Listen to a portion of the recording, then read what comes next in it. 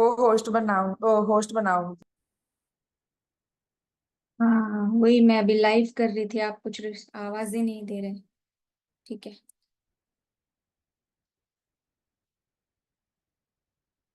आयोजित किया है उसमें बहुत बहुत स्वागत है। आज नवरात्रि का 5वां दिन, माता स्कंद माता, माँ दुर्गा का यह 5वां रूप स्कंद माता के नाम से जाना जाता है। भगवान स्कंद यानी कुमार कार्तिकेय, ये प्रसिद्ध देवासुर और के संग्राम में यानी देव और असुर के संग्राम में देवताओं के सेनापति बने थे। पुराणों में इन्हीं कुमार और शक्तिधर कह के इनकी महिमा का वर्णन किया जाता है। इनका वाहन मयूर है, अतः यह मयूर वाहन के नाम से भी जाने जाते हैं। भगवान स्कंद की माता होने के कारण माँ दुर्गा जी का इस 5वें रूप को स्कंद माता नाम से जाना जाता है। इनकी उपासना नवरात्रि के 5वें दिन की जाती है। इस दिन साधक का मन विशुद्ध चक्र में अवस्थित होता है यानी आ जाता है। इनके विग्रह में भगवान स्कंद जी बाल रूप में अपनी माता के गोदी में बैठे हुए हैं। स्कंद माता स्वरूपिणी इस दुर्गा देवी के 4 भुजाएं हैं। ये दाहिनी तरफ ऊपर वाली भुजा से भगवान स्कंद को गोद में पकड़े हुए है और नीचे वाली भुजा ऊपर की ओर जो जा रही है, उनके हाथों में कमल पुष्प है। बाई तरफ वाली भुजा जो है वह नीचे वाली भुजा के ऊपर की ओर उठा रही है और वह भी कमल पुष्प हाथों में लिए खड़ी है। इनका वर्णन पूर्णतः शुभ्र है। ये कमल के आसन पर विराजमान है और इसी कारण इसे पद्मासना देवी भी कहा जाता है। इनका वाहन भी सिंह है। नवरात्र पूजन के 5वें दिन शास्त्रों में इसका महत्व बहुत बताया गया है, क्योंकि इस चक्र में अवस्थित मन वाले साधक की समस्त बाह्य क्रियाओं को एवं चित्तवृत्तियों का लोप हो जाता है। विशुद्ध चैतन्य स्वरूप की ओर यह साधक अग्रसर हो जाता है। लौकिक सांसारिक मायिक बंधनों से विमुक्त होकर पद्मासना माँ स्कंद माता के स्वरूप में पूर्णतः वह तल्लीन हो जाता है। इस समय साधक को पूर्ण सावधानी के साथ उपासना की ओर अग्रसर होना चाहिए। अपनी समस्त ध्यान वृत्तियों को एकाग्र रखते हुए साधना के पथ पर हमें आगे बढ़ना चाहिए। माँ स्कंद माता की उपासना से सभी भक्तों की समस्त इच्छाएं पूर्ण हो जाती है। मृत्यु लोक में ही परम शांति और सुख का अनुभव वह सब कर सकते हैं। मोक्ष के द्वार स्वयमेव ही सुलभ हो जाते हैं। स्कंद माता की उपासना से बाल रूप स्कंद भगवान की उपासना भी स्वयमेव ही आपोआप हो जाती है। यह विशेषताएं केवल इन्हीं को प्राप्त है। अतः साधक स्कंद माता की उपासना की ओर विशेष ध्यान देना चाहता है। सूर्य मंडल की अधिष्ठात्री देवी होने के कारण अलौकिक तेज और कांति से यह संपन्न है।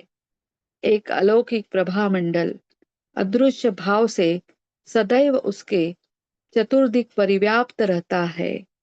यह प्रभा मंडल प्रतिक्षण उसके योग क्षेम का निर्वहन करता है। हमें एकाग्र भाव से मन को पवित्र रखकर माँ की शरण में आने का प्रयत्न करना चाहिए।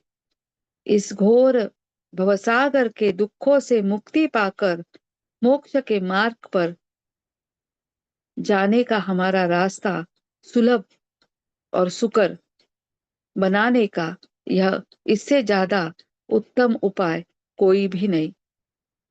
आज माता का जो यह स्कंद माता रूप है, वह बाल स्वरूप अपने बेटे को अपने गोदी में उठाए हुए है।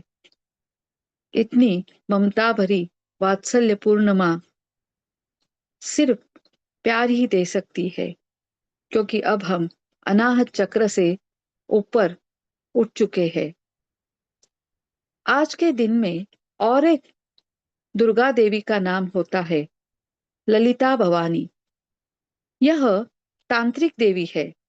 तंत्र विद्या के जो लोग हैं या दश महाविद्या के जो जानकारी रखते हैं, तो वह देवता भी इस दुर्गा माता के असुरों के युद्ध में उनके ही शरीर से निकली हुई देवता है। मगर उन्हें सत्व गुण उनमें जो है उससे ज्यादा उनमें तमोगुण ज्यादा है। जो सांसारिक काम्य वासना जो है उनकी पूर्ति के लिए इन दश महाविद्याओं का उपयोग किया जाता है। दश महाविद्या या तांत्रिक विद्या उसे कहते हैं। इसीलिए आज ललिता माता की भी पूजा होती है। आपने ललिता सहस्त्र नाम के बारे में तो सुना होगा। माता दुर्गा का यह शांत सौम्य रूपी है, मगर हमारे संसार में जो हमारी जो अपेक्षा रहती है उसे उसकी पूर्तता करने वाली यह माता है। एक रूप स्कंद माता है, जो अपने बेटे के ऊपर पुत्रवत प्रेम करती है और बेटे को सेनापति तक उसकी विद्या का आदान प्रदान करती है। और एक माँ जो ललिता भवानी करके कहलाई जाती है, वह हमें इस संसार से हमें हमारी काम्य इच्छाएं पूर्ति के लिए वरदान देती है। हम ध्यान मार्ग में है, इसीलिए हम माता स्कंद माता से ही यह वरदान प्राप्त कर लेंगे और हमारी साधना मोक्ष के द्वार तक जाने के लिए कोशिश करेंगे। क्योंकि काम्य इच्छाएं जो रहती है वो इस संसार से जुड़ी हुई है और वह क्षणिक रहती है। आज मुझे खीर खाने की इच्छा हुई, खीर मेरे सामने आ तो गई है, मगर वह खाने के बाद मुझे फिर से कुछ मीठे की याद आई। मुझे लगा मालपुआ खाना चाहिए, तो मैं मालपुआ खा लिया। गुलाब जाम खाना चाहती हूँ तो गुलाब जाम आ गया। मगर ये काम्य इच्छाएं हमारी कभी पूरी नहीं होती है। मगर जब हम सतमार्ग से जाते हैं तो हमें हमारी यह इच्छाएं जो है वो कम कम होती जाती है और हम अपने ऊपर अपने मन के ऊपर काबू पाने में अग्रसर हो जाते हैं। इसीलिए अब हम ध्यान की ओर आगे चलते हैं और माता स्कंद माता की आशीर्वाद का पूरा पूरा लाभ उठाएंगे विशुद्ध चक्र को शुद्ध करने के लिए। जिस स्थिति में हम लोग बैठे हैं वहां आरामदायक स्थिति में हम बैठ जाए, सुखासन पद्मासन जैसे आपको अच्छा लगे। दोनों हाथ आकाश तत्व की ओर या पृथ्वी तत्व की ओर या यह पंच महातत्व हम एक मेक में पूरे ऐसे कर देंगे और अपने गोदी में रख देंगे। आंखों के ऊपर का चश्मा अब हम हटा देंगे और अपनी सांसों के साथ ध्यान में विलीन होएंगे। तो चलिए अपनी सांसों के ऊपर अपना ध्यान केंद्रित कीजिए।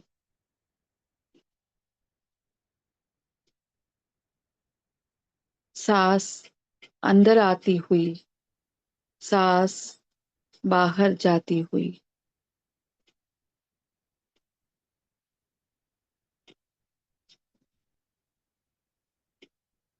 हल्के हल्के हम अपनी सांसों पर नियंत्रण पा चुके हैं। हमारा शरीर, मन पूर्णतया शिथिल हो रहा है। मन में उमड़ते हुए विचार पूर्णतया शांत हो रहे हैं।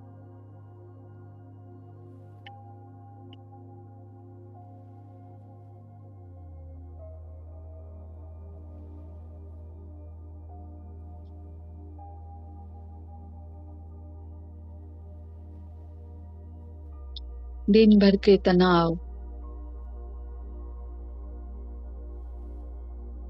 बाहर जाती हुई सांसों के साथ शरीर से बाहर निकल रहे हैं। हम पूर्णतया रिलैक्स हो चुके हैं।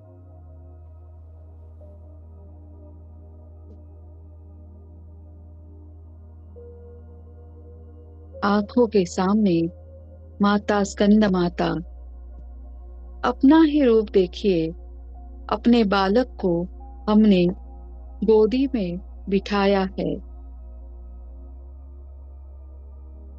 एक वात्सल्य भरा अपना ही रूप, अपने ही बेटे को, बेटी को हमने अपनी गोद में बिठाया है। बड़ी प्रेम से हम उसके मस्तक पर हाथ फेर रहे हैं।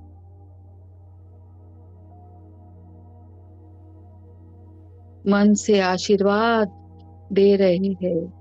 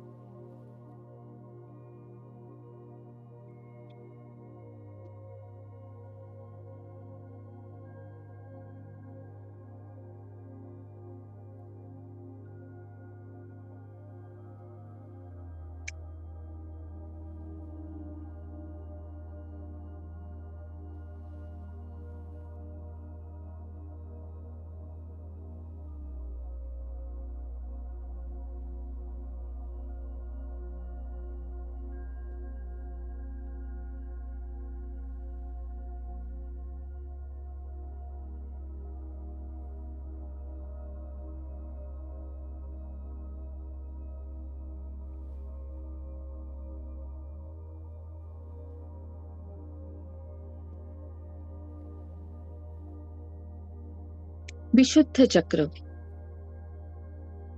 जब हम अनाहत चक्र से ऊपर उठ जाते हैं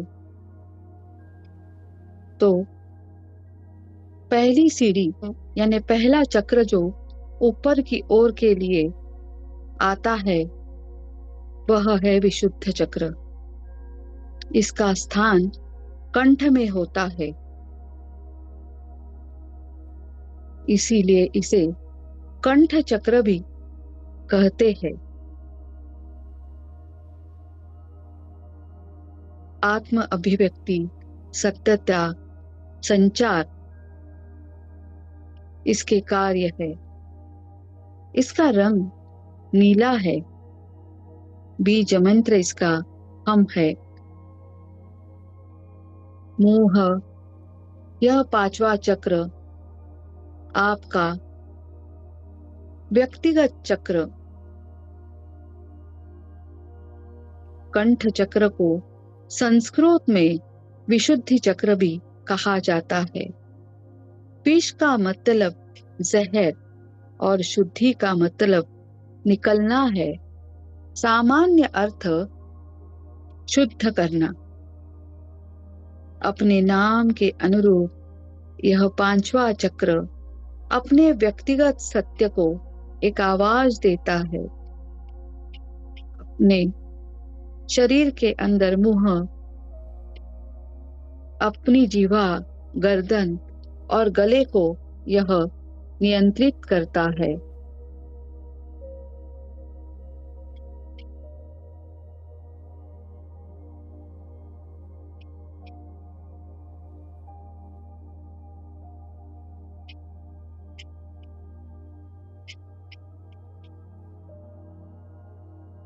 विशुद्धि चक्र और स्कंद माता का संबंध क्या?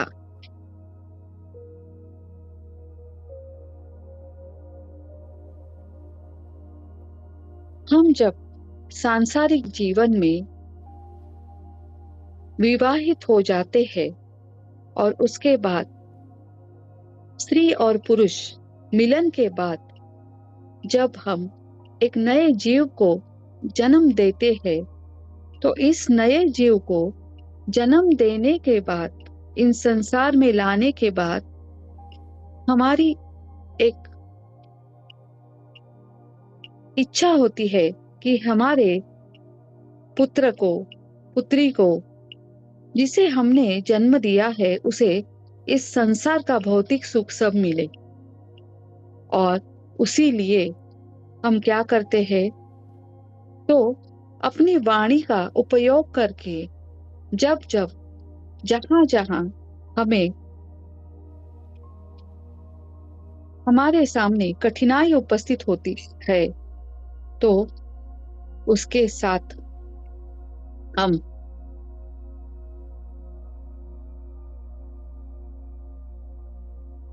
उसका सामना करने के लिए तैयार होते हैं। अपने इस वाणी का उपयोग करके अपने बेटे के लिए या अपने पुत्री के लिए हम कोशिश करते हैं कि उसे सब कुछ मिल जाए। तब तक हम अपने विचारों पर भी काम नहीं करते होते। मगर जब एक जीव जन्म लेता है, तो उस जीव के लिए हम पूरे संसार से झगड़ने के लिए तैयार होते हैं। इसका अच्छा अर्थ समझो, यह गलत नहीं है, क्योंकि हम अपने जो पुत्र है या पुत्री है, अपने संतान के लिए हम इस दुनिया से लड़ सकते हैं, झगड़ सकते हैं या गिड़गिड़ा भी सकते हैं। माता पिता का वात्सल्य प्रेम, यही इस स्कंद माता का आज का तत्व है। सिर्फ अपने पुत्र के ऊपर, अपने बेटे के साथ प्यार भरा रिश्ता, प्रेम का रिश्ता, जन्म जन्म का रिश्ता, और इसीलिए स्कंद माता हमें अपनी लगती है। यह कोई अलग नहीं लगती, वो भी एक माँ के रूप में अपने सामने आ जाती है। हम सबकी माँ जो हम पर प्यार बरसाती है, हमारी कोई चूक भूल हुई फिर भी वह माफ कर देती है। हमारी सारी इच्छाएं पूर्ण करने वाली, हमारी सारी बातें सुनने वाली। हम अगर तकलीफ दे तो वह सहन करती है। यह दुर्गा माता का आज का रूप। इसीलिए वह विशुद्ध चक्र में स्थित है, क्योंकि विशुद्ध चक्र का कार्य ही ऐसा है कि वाणी की मधुरता, जो गर्दन, गला, मुंह, अपनी जिह्वा को नियंत्रित करती है, वाणी की यह देवता है। जब हमारा यह गला है जो संतुलन से बाहर हो जाता है, तो अपनी अपनी आवश्यकताएं, इच्छाएं व्यक्त करने में या अपनी राय देने में हमें कठिनाई प्राप्त होती है। मगर यह चक्र जब पूरी क्षमता से कार्य कर रहा है, तो हम अपने मत को स्पष्टता के साथ व्यक्त करते हैं।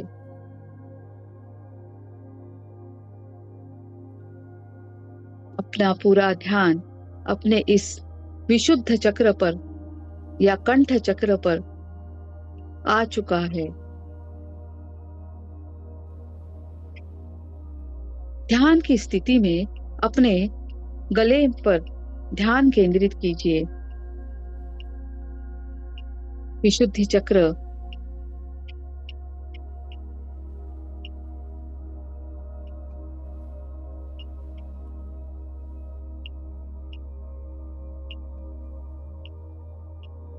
संतुलित करने का अब हम प्रयास कर रहे हैं।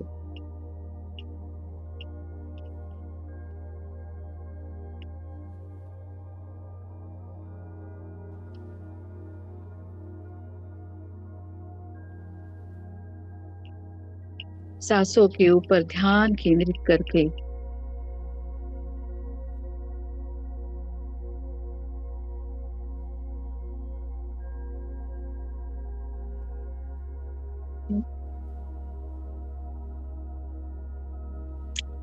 यह कंठ चिकित्सा का ध्यान हम करेंगे।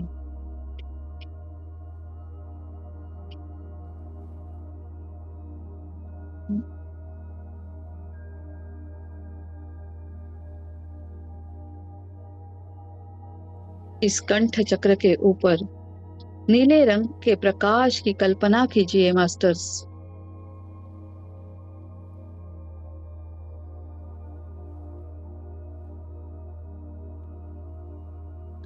अपनी सहस्राधार से एक ऊर्जा हमारे अंदर प्रवाहित हो रही है और वह अपने कंठ पे, कंठ चक्र या विशुद्ध चक्र पर आकर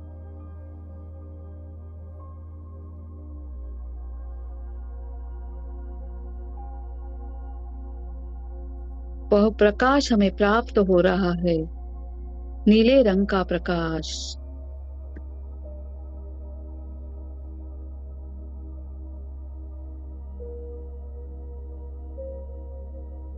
अपना विशुद्ध चक्र शुद्ध करने की प्रक्रिया अब हम शुरू कर चुके हैं।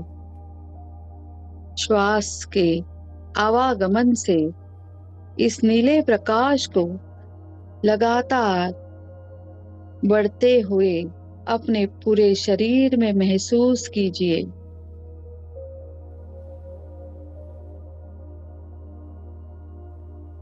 संपूर्ण शरीर में यह नीला रंग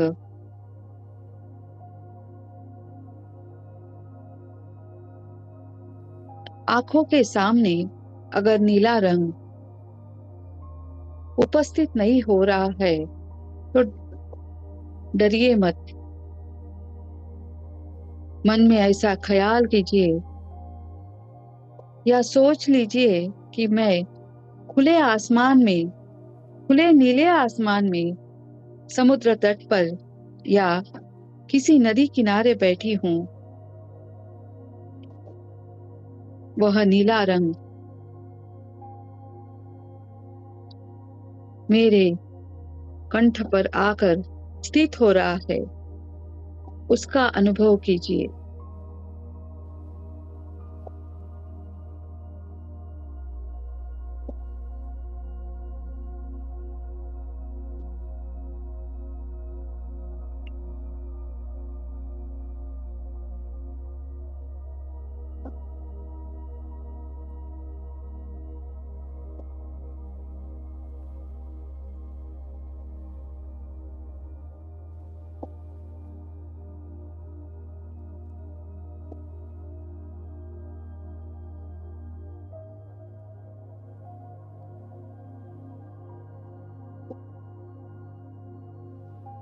ध्यान की परिभाषा ही यह है कि अभ्यास करते हुए हम केवल अपने श्वास पर ही ध्यान नहीं करते, ध्यान लगाते नहीं, तो हम शरीर के अपने प्रत्येक अंग पर, प्रत्येक चक्र पर यह ध्यान करते हैं। साधना की इस योग्य मार्ग पर हम आगे बढ़ते हैं।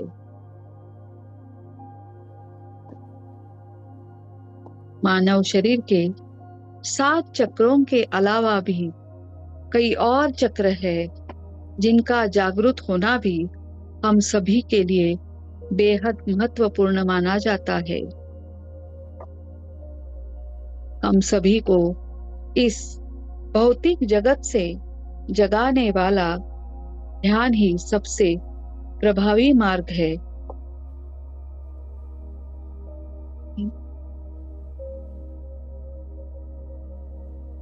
इसलिए विशुद्ध चक्र को जागरूक करने के लिए नीले रंग का हम अब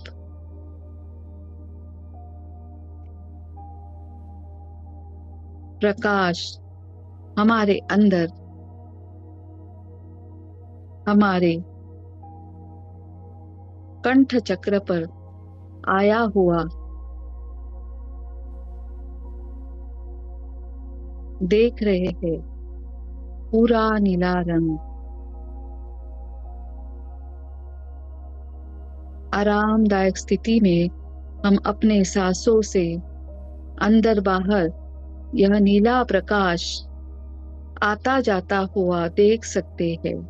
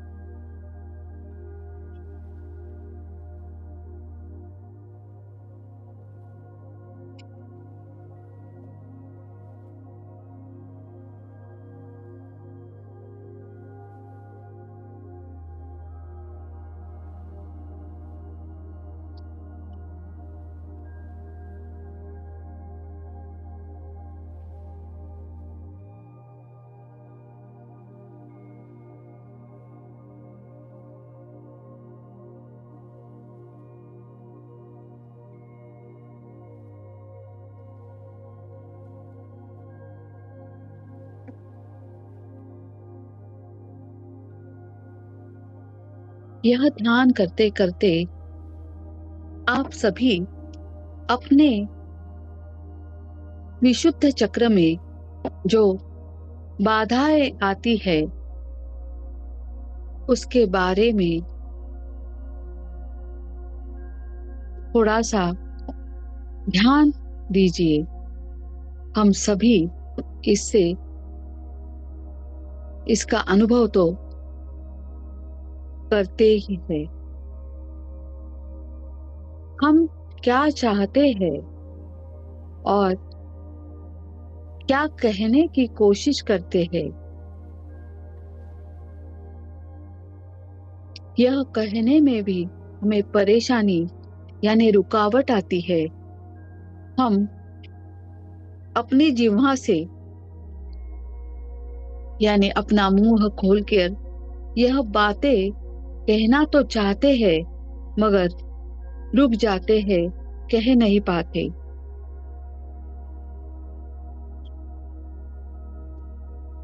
अपनी भावनाओं को व्यक्त करने के लिए सही शब्द खोजने में हमें कठिनाई महसूस होती है।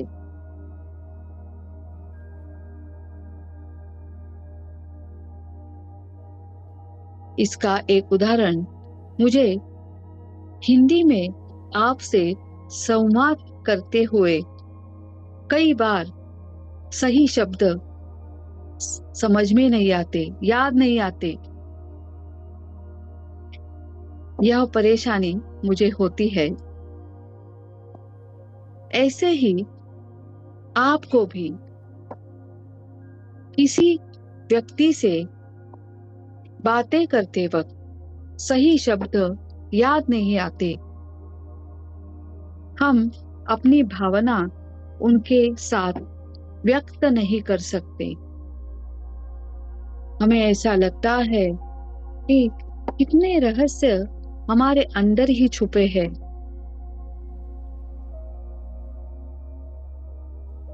उसका मुझे ज्ञान तो हो चुका है, मगर किस परिभाषा में मैं सबके सामने यह कह दूं? सही शब्दों का चुनाव कैसे करूं?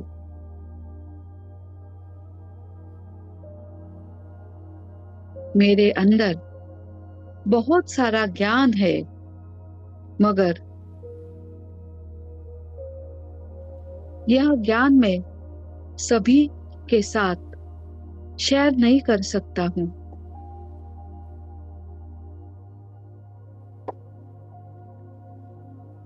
मुझे ऐसा लगता है कि यह जो मैं कहना चाहता हूं, सामने वाले अगर वो समझ नहीं पाए तो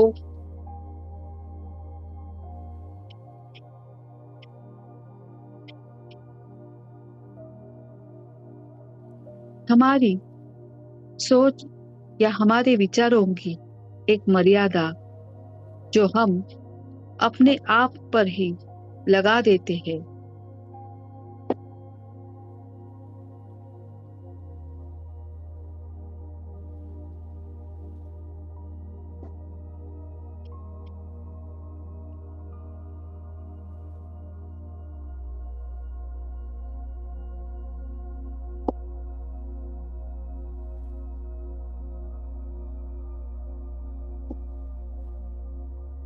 अनाहत चक्र में कभी कभी जो शारीरिक कठिनाइयां उत्पन्न होती है, जो हृदय की बीमारी कहते हैं उसे, तो उसका मुख्य कारण यह उसके ही ऊपर वाला विशुद्ध चक्र है। विशुद्ध का अर्थ हमने समझ लिया है, विश और शुद्ध। विष को हम अपने जीवा के ऊपर ध्यान दे चुके हैं।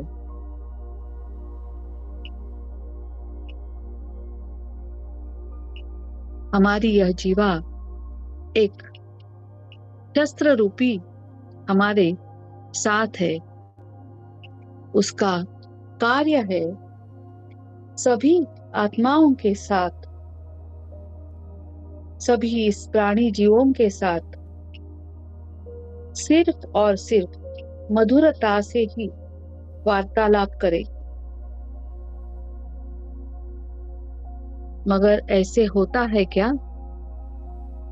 वास्तविक जीवन में ऐसे होता नहीं।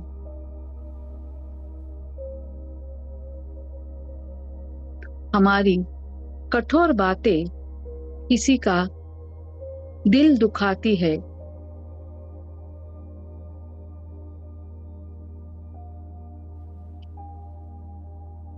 हमारे जहरीले शब्द किसी का अपमान करते हैं, क्योंकि हम अपने खुद की भावनाओं को अपने काबू में रख नहीं सकते। विशुद्ध चक्र के ऊपर ही जो यह पंच तत्वों में से जो आंखें है, जो कान है, यह ही इस जिह्वा के लिए एक जहर बन जाता है। आंखों से जो देखते हैं, कानों से जो सुनते हैं, उसका मिलाप होकर सही और गलत का फैसला हम कर लेते हैं। कुछ बातें हमें पसंद नहीं आती तो हम तीखे शब्दों में अपनी नाराजगी व्यक्त कर देते हैं।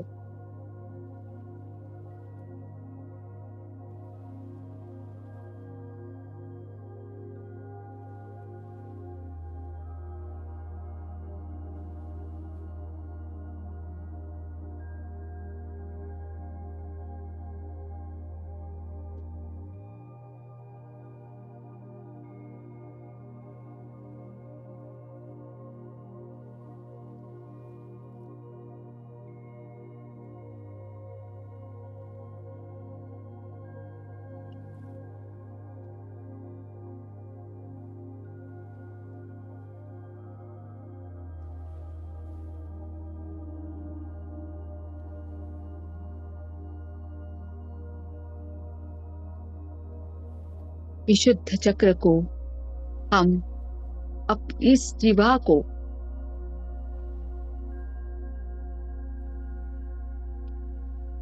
सहज मात्रा से अगर मधुरता में उसका उपयोग करेंगे तो ही इस चक्र को हम शुद्ध कर सकते हैं। आंखों से जो देखेंगे, कानों से जो सुनेंगे, उससे मतलब न निकाल के अपनी वाणी पर अपना कंट्रोल करके, नियंत्रण रख के सिर्फ और सिर्फ मधुरता के रस से भरे शब्द का प्रयोग करेंगे।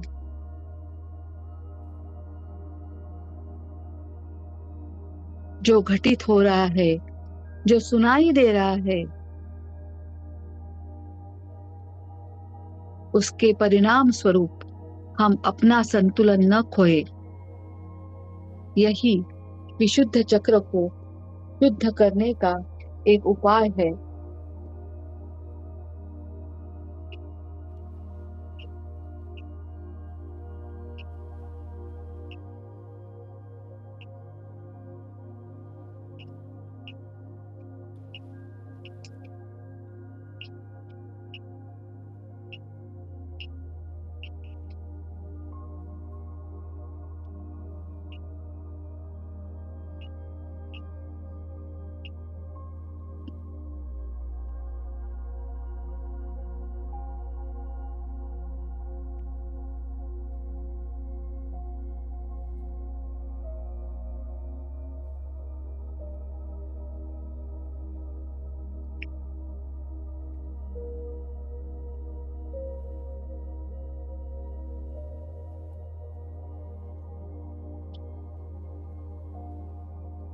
अपने आप में संवाद करने की क्षमता में सुधार करना चाहिए।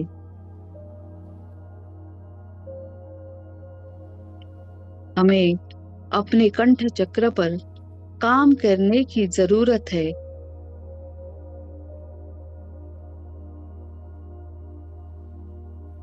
हम कमजोर हैं। एक दूसरे से संवाद स्वरूप बातें करने में, दूसरों की बातें सुनने में हम असक्षम हैं। बात करते वक्त हम हकलाते हैं, कमजोर आवाज या ऐंठ कर भी बातें करते हैं। यह सभी समस्याएं हमें अपने कंठ चक्र को संतुलित करने की ओर इशारा करती है। इस विशुद्ध चक्र को हम सक्रिय करना चाहते हैं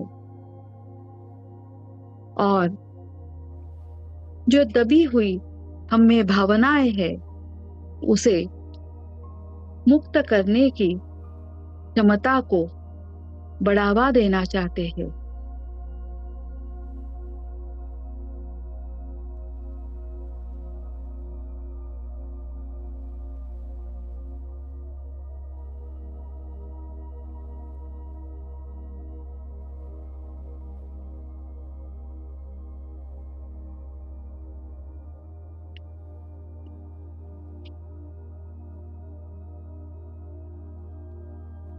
एक स्वस्थ विशुद्ध चक्र बनने के लिए हम अब प्रयत्नशील है।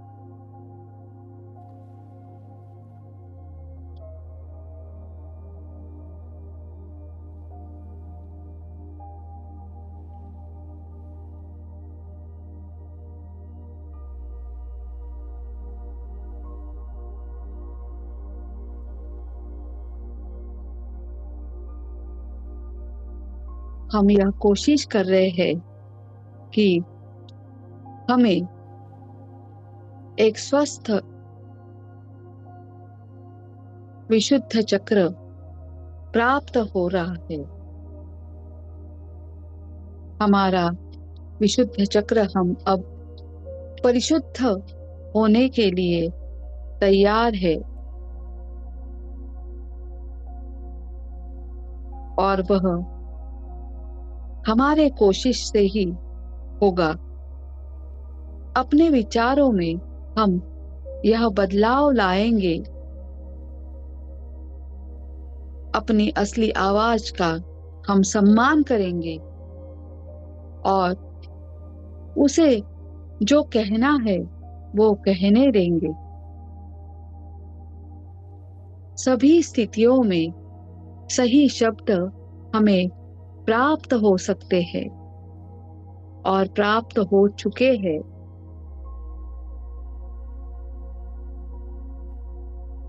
सच्चाई के वचन हम कहेंगे, खुद को स्पष्ट और स्वस्थ तरीके से हम व्यक्त करेंगे।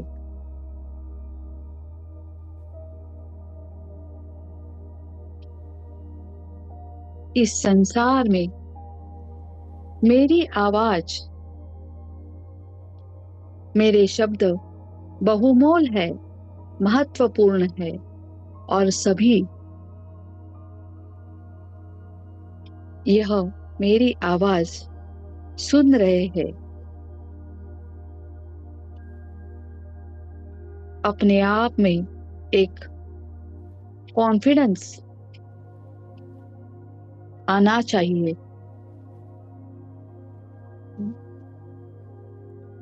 हमें जो कहना है वो डटकर कहना चाहिए, मगर यही बात हम मधुर भाषा में भी सामने वाले को कह सकते हैं।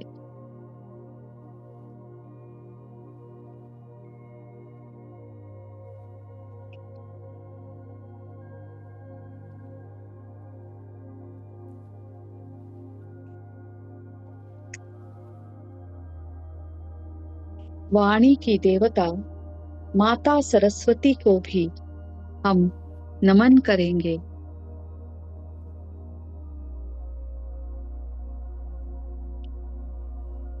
उसे वाग्देवी भी कहते हैं, यानी अपने जीवा की वो देवी है। इसीलिए हमें इसका ध्यान रखना चाहिए कि हमारे इस जीवा से, हमारे इस मुंह से जो गलत शब्द निकलते हैं तो हम अपने ही माता सरस्वती का यानी खुद का ही अपमान करते हैं।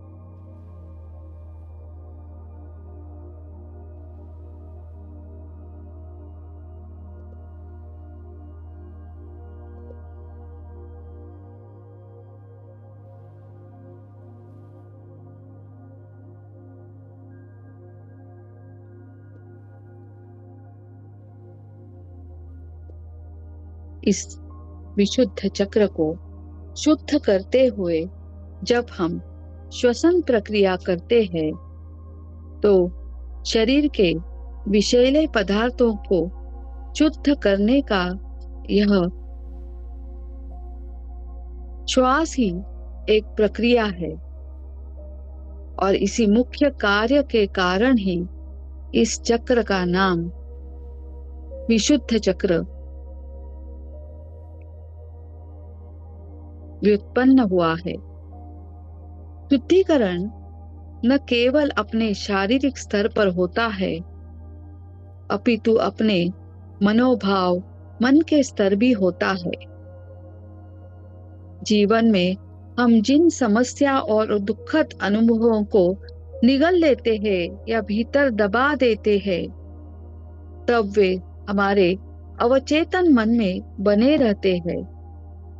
जब तक हम उन सब का सामना नहीं करते और बुद्धि से उनका समाधान नहीं कर देते, तब तक हम विशुद्ध चक्र को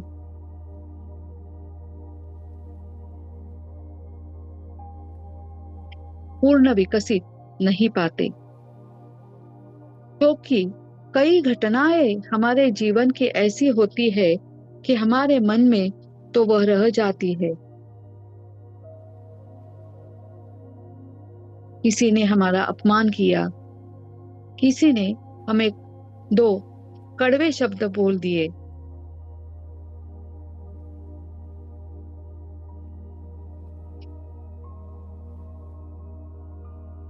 इसलिए यह सब मान, अपमान,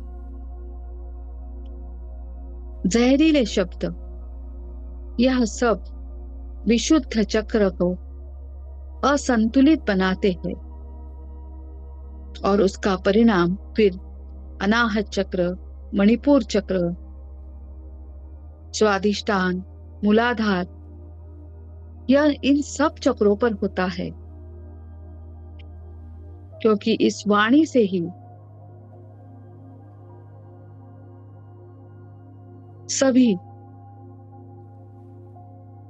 मधुर और जहर दोनों के परिणाम हमें दिखाई देते हैं। मनुष्य प्राणी जो अपना है, जिसे हम प्रेम भाव से अपनाते हैं, उससे तो मीठे मीठे ही बोल बोलते हैं, मगर कोई हमें पसंद नहीं है या किसी ने हमारा अपमान किया है, तो हम उसके बारे में उसके सामने और पीछे भी कड़वाहट से जहरीले शब्द बोल देते हैं, जिसके परिणाम स्वरूप हमें तब तो दिखाई नहीं देते जब हम यह बोल देते हैं, मगर उसका परिणाम स्वरूप हमें बाद में दिखाई देते ही है।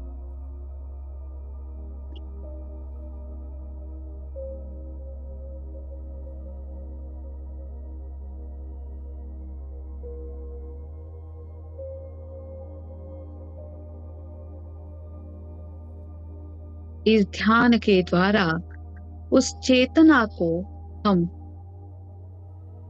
चेतना स्वरूप ऊर्जा को हम ग्रहण कर रहे हैं।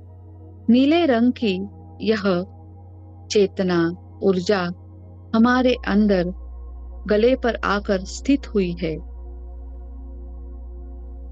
नीला रंग भगवान शंकर ने भी यह जहरीला विष नीले रंग का पिया था और उनका गला नीला हो चुका था, इसलिए वह नीलकंठेश्वर नाम से जाने जाते हैं। यह तो आप सभी को पता होगा। इस कंठ स्वरूप विशुद्ध चक्र में माता सरस्वती, भगवान शंकर और कई देवी देवताओं का वास है।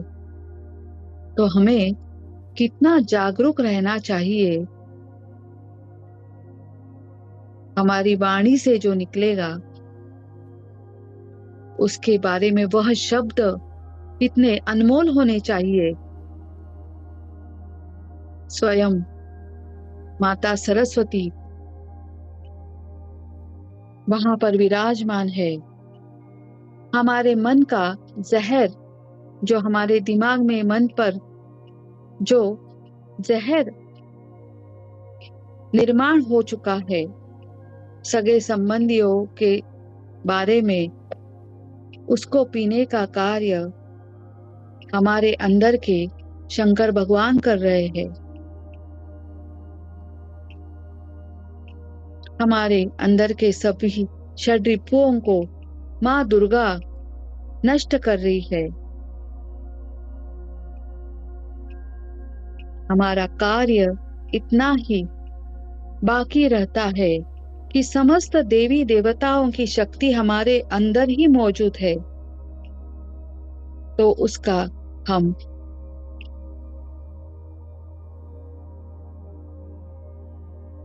आदर करें, सम्मान करें।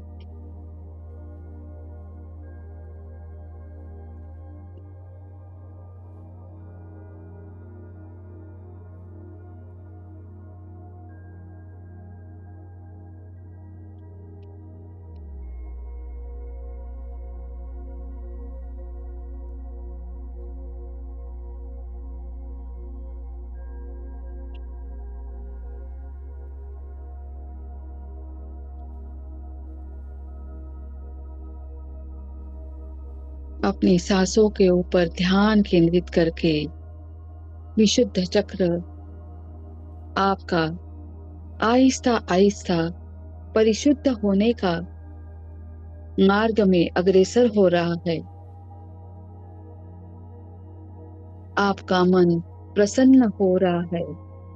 प्रसन्नता की अनगिनत भावनाओं को और स्वतंत्रता को दर्शाता है। अपनी योग्यता, कुशलता को वह प्रफुल्लित कर रहा है। विकास के स्तर को एक स्पष्ट वाणी, गायन, भाषण की प्रतिभा के साथ संतुलित और शांत विचार भी हमें प्रदान कर रहा है।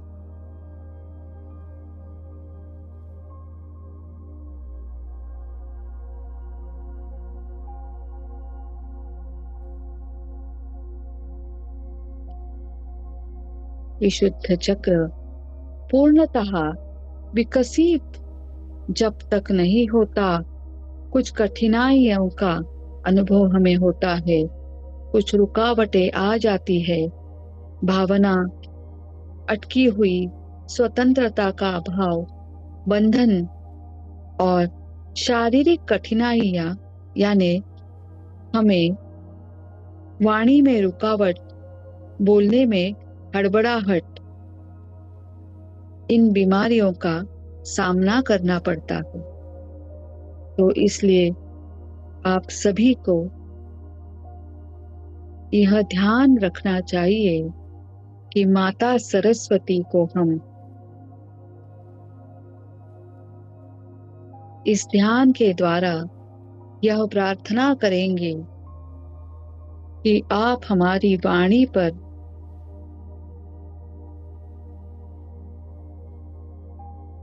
स्थानापन्न हो।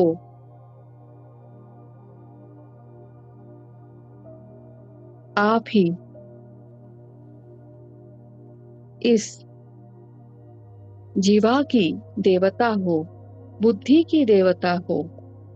आपसे विनती है कि हमारे इस जीवा से सिर्फ प्यार भरे मधुर शब्द ही सभी आत्माओं के लिए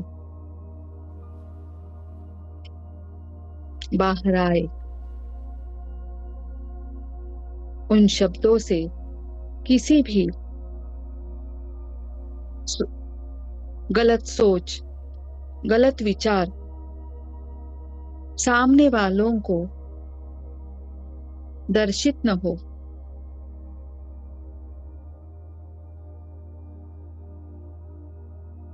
ऐसा न लगे कि किसी अभिलाषा के साथ मैं उनके साथ संवाद कर रही हूँ। मेरा मकसद कुछ और है और मैं कहने कुछ और जा रही हूँ। स्पष्ट वाणी से मेरे विचार उन तक पहुंचे।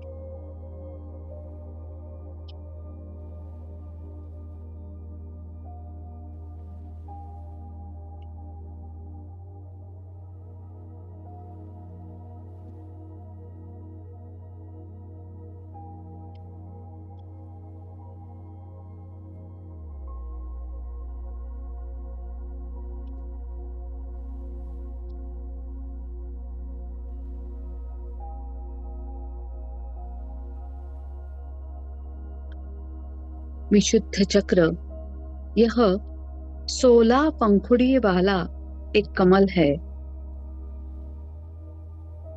16 शक्तिशाली कलाओं का प्रतीक है। यह एक ध्वनि का केंद्र है। 16 संस्कृत के 16 स्वरों का एक प्रतीक है।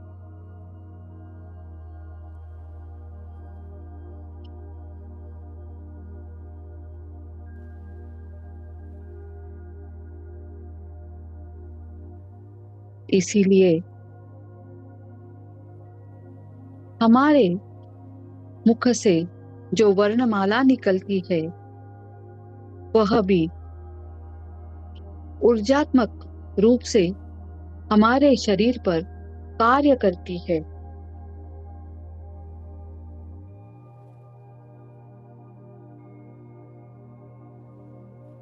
अक्षरमाला जिसे हम कहते हैं वह भी ऊर्जावान शब्दों का प्रतीक है।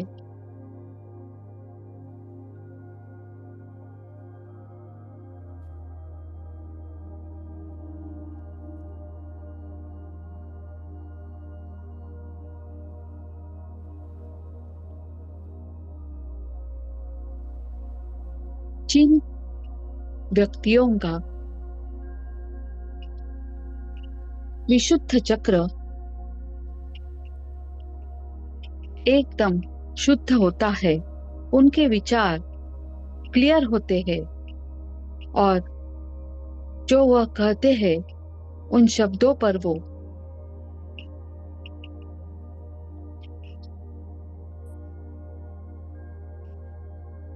स्ट्रांगली अड़े रहते हैं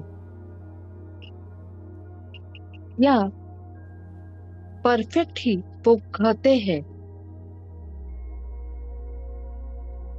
उनकी वाणी पर माता सरस्वती विराजमान होती है और वह सत्य ही कहते हैं और स्पष्ट से अपना मत प्रदर्शन करते हैं। वह दूसरों को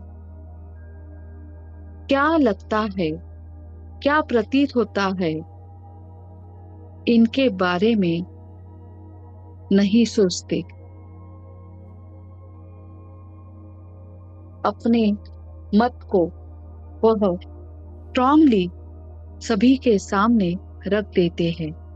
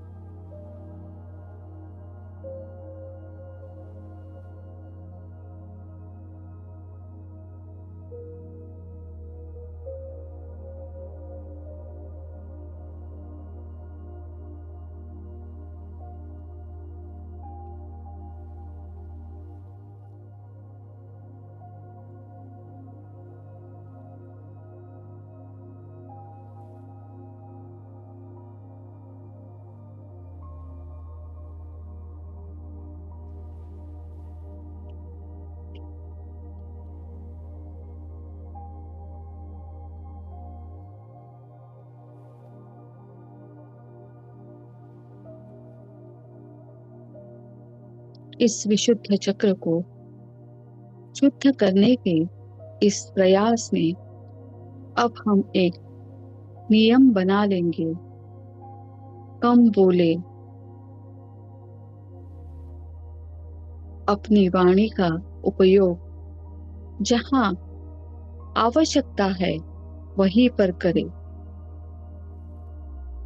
इस ऊर्जा को हम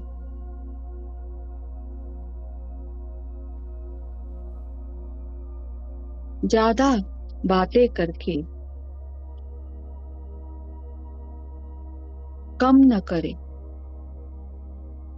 इस ऊर्जा को इस नीलकंठ पर विराजमान कीजिए।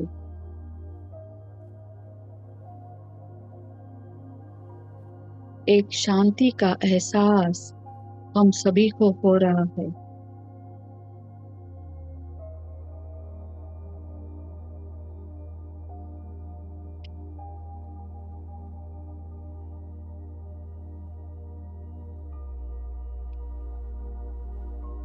हमारी वाणी में जो जहर भरा हुआ है वो हमारे विचारों से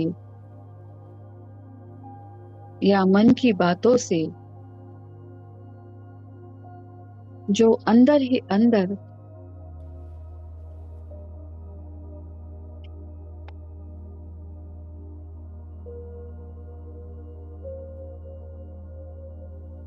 प्रवाहित हो रहा है,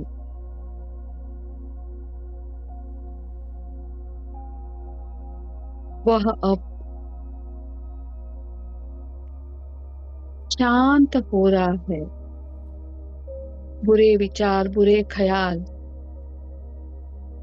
किसी के बारे में हम जब सोचते हैं वह सब इस बाहर जाती हुई सांस के साथ निकल चुका है। मन में जो जहर है वो सब बाहर निकल चुका है। हम शांत हो चुके हैं।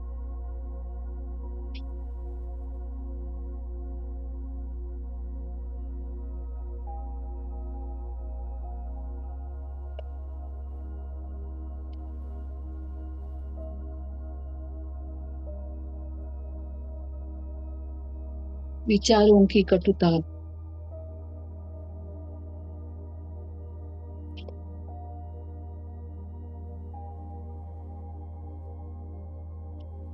सभी को हम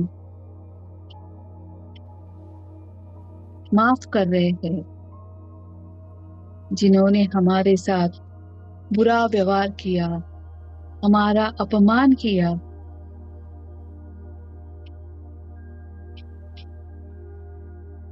जिन्होंने हमारे दिल को ठेस पहुंचाई, दर्द दिया, उन सभी को हम माफ कर रहे हैं।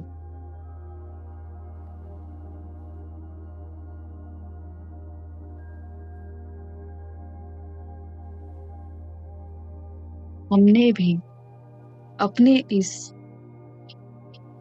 वाणी से जिन जिन को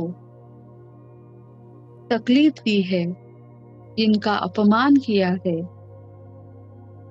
क्रोध किया है, मन के द्वारा अपनी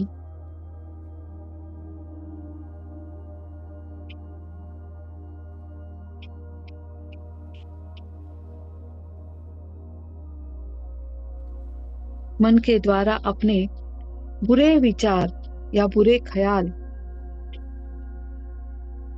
उन तक पहुंचाए हैं, उन सभी से हम अब मुक्ति पा रहे हैं। हम सभी से दिल से माफी मांग रहे हैं।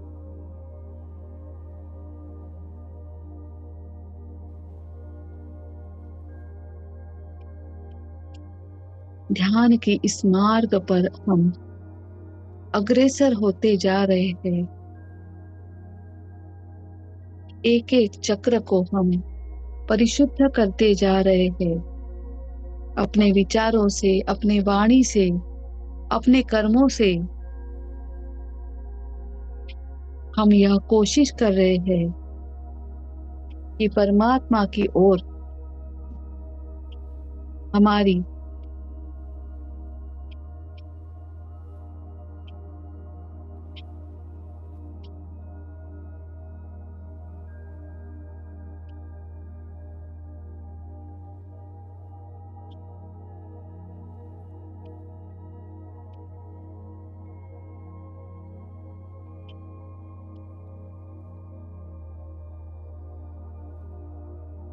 एक डोर जो बंदी है,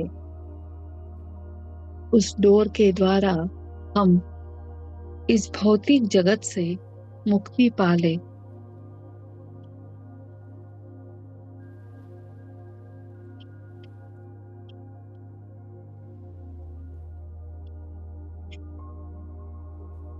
इस नवरात्रि का यही तो उद्देश्य है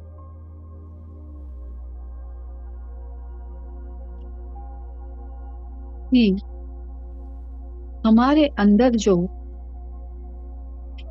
दानव असुर बैठे हुए हैं, उन सब का हम इस 9 दिनों में माँ दुर्गा की तरह नाश करेंगे।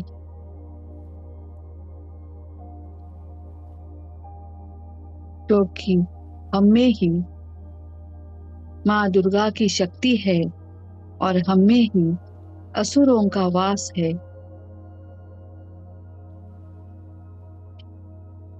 इस मानव जीवन में हम इन दोनों को बैलेंस करते हुए इस आत्मा की प्रगति की ओर आहिस्ता आहिस्ता बढ़ रहे हैं। माँ दुर्गा हमें सहायता कर रही है। हमें फिर से मूलाधार चक्र की ओर नहीं जाना है, यानी जो सीढ़ियां हमने चढ़ी है उससे ऊपर ही जाना है। फिर से हमें नीचे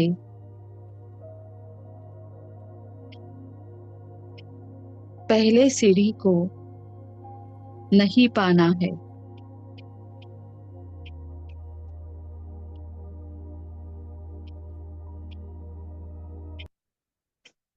हम कोशिश तो यह करेंगे कि आगे भी हमारी वाणी से हम किसी का मन नहीं दुखाएंगे, किसी का दिल नहीं तोड़ेंगे।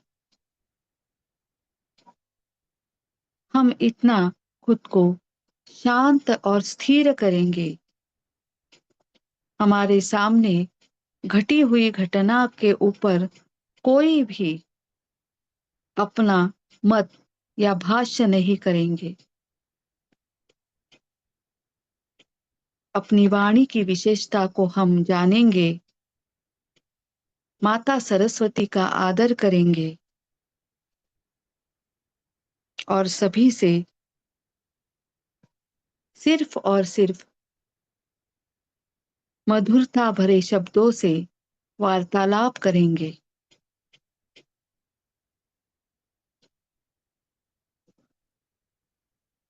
क्योंकि हम जान चुके हैं हमें आध्यात्मिक मार्ग पर अग्रसर होने के लिए एक एक चक्रों को परिशुद्ध होकर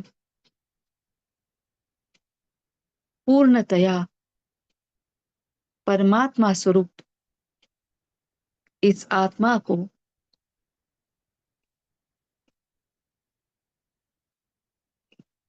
बनाना है।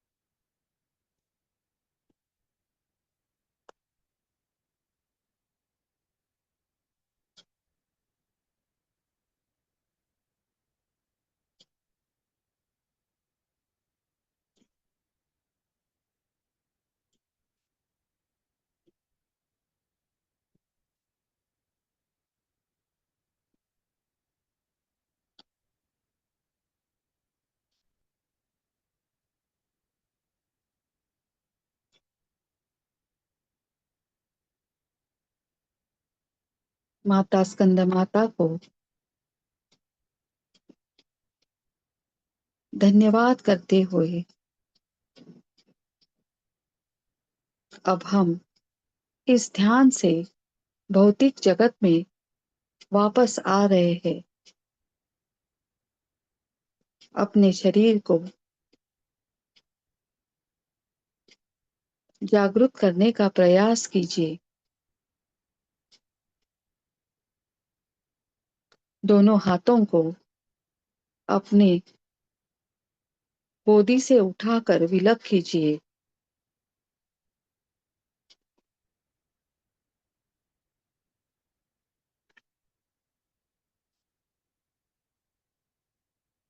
और 9 बार घर्षित करके मिली हुई ऊर्जा को आंखों के ऊपर आप रख दीजिए।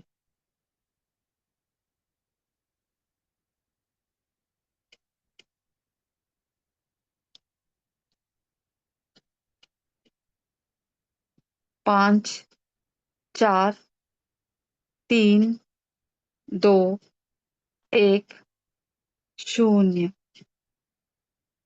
सुहास्य वदन से आप इस ध्यान से बाहर आ सकते हैं।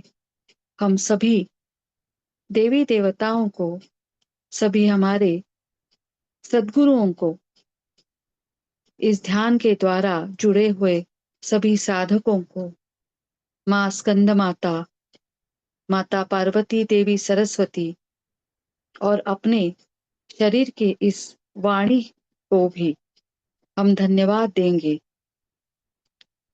ज्ञान सागर को भी हम धन्यवाद देंगे कि उनकी इस कोशिश की वजह से ही हमें यह सुनहरा अवसर प्राप्त हुआ है और हम सभी ध्यान की मार्ग पर आगे बढ़ रहे हैं। आप सभी का भी बहुत बहुत धन्यवाद। धन्यवाद, धन्यवाद, धन्यवाद।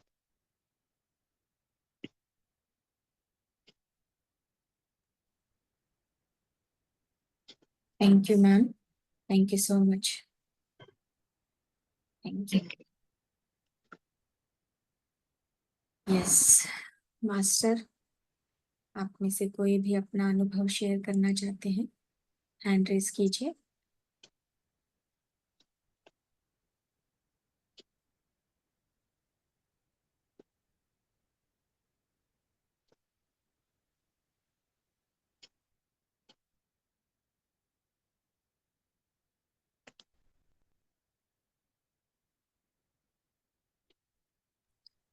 ये जी श्री प्रकाश जी बोलिए।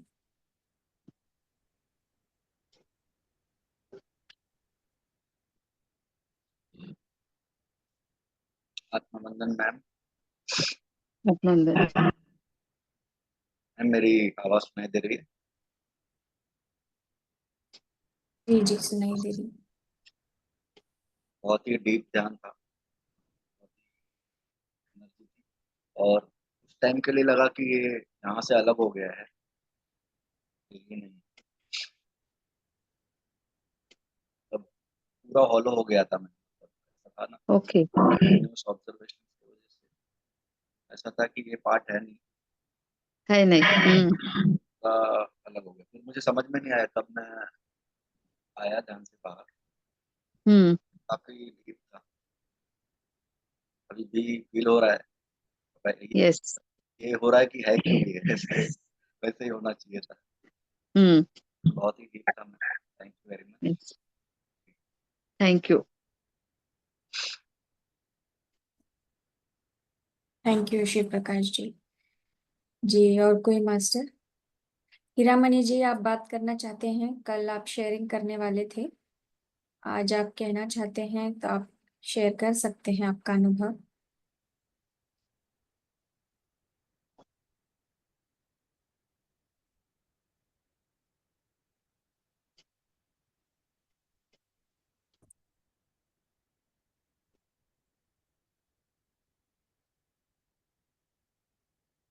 जी रागिनी जी।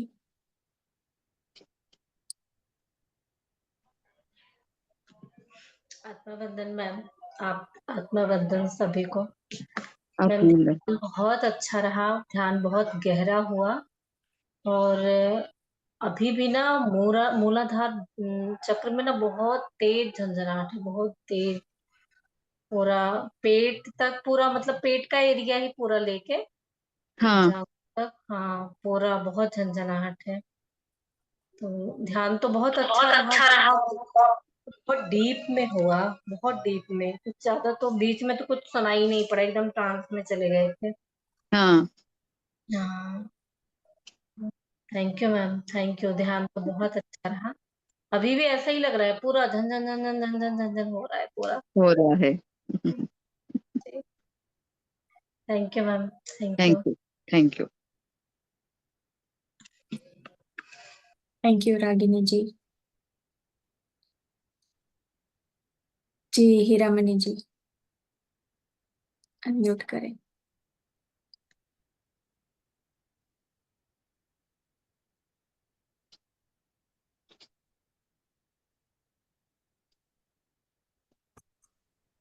आत्मवंदन। आत्मवंदन। हाँ, आज आज भी मेरे पीछे मतलब ये रीढ़ की हड्डी में वाइब्रेट हो रहा था। अरे कल तो अच्छा है। हाँ, कल तो बहुत ज्यादा था। पूरी ऐसे शरीर के से नस नस अनुभव हो रही थी कल तो मेरे को। और क्या बोलते, मैं जिस मतलब आसन में बैठी हुई थी, तो मेरे को ऐसा लग रहा है पूरा मेरा आसन घूम रहा है, पूरा मैं घूम रही हूँ, ऐसा महसूस हो रहा था कल तो। फिर ऐसा लग रहा बहुत था बहुत जैसे बढ़िया। नाव जैसे हिल रहा है पूरा मेरा आसन। ऐसा कल तो बहुत ज्यादा। फिर लास्ट में वो मतलब कल हृदय चक्र पे ध्यान था, तो कई चीजें लास्ट में हमारे इधर राजस्थान में खंडेला गांव है, हम्म। वहां करमेती बाई है, यूट्यूब पे भी आती है उनकी कथा, देखना आप। हम्म। तो वो मतलब 13 साल की उनकी शादी हो गई थी और 19 साल में उनका गौना होने वाला था। तो वो और उसके पिता जो थे वो राजसी परिवार के मतलब वो थे, ज्योतिषी थे उनके घर के, वो पंडित थे उनके घर के, राज ज्योतिषी बोलते हैं वो थे। तो करमेती बाई जो है, उनको मतलब विवाह तो हो गया था, लेकिन उनको संसार से उनका मोह नहीं था। तो वो जब सगोना होने वाला रहता है तो घर से भाग जाती है वो, पूरा दुल्हन का कपड़ा पहना हुआ, गहने, राजा परिवार से उनका संबंध था तो वैसे भी वो। और जाके जो ऊंट होती है ना, ऊंट का मांस खाया हुआ उसकी खोल में वो छिप जाती है। फिर उसके पिता उसको खोजते हैं कि मेरी बेटी कहाँ गई है, तो पूरा उसको खोजने लग जाते हैं उसके पिता। फिर वहां से उसकी मतलब पूरी सेना उना लेके खोजते हैं।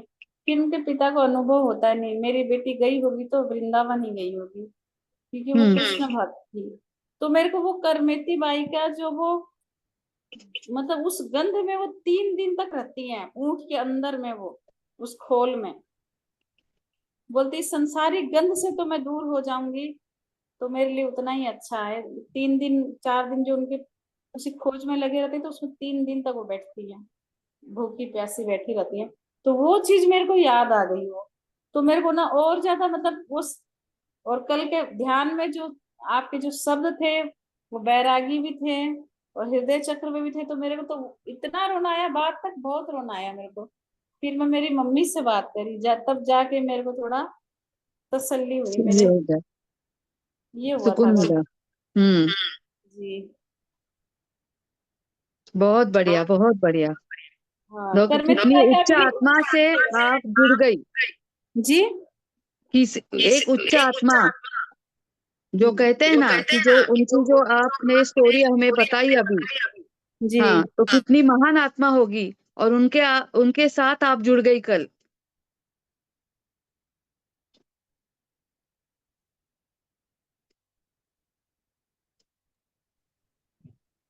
आवाज ब्रेक हो रही है। अच्छा, उनका मंदिर भी है यहाँ पर।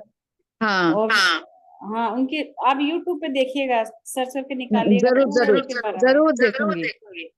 जी, हमारी पारिक फैमिली की थी वो, मतलब परिवार के, मतलब मेरी बहू के हाँ, परिवार की। मैंने देखो, आपको यह वह आशीर्वाद भी मिला कल।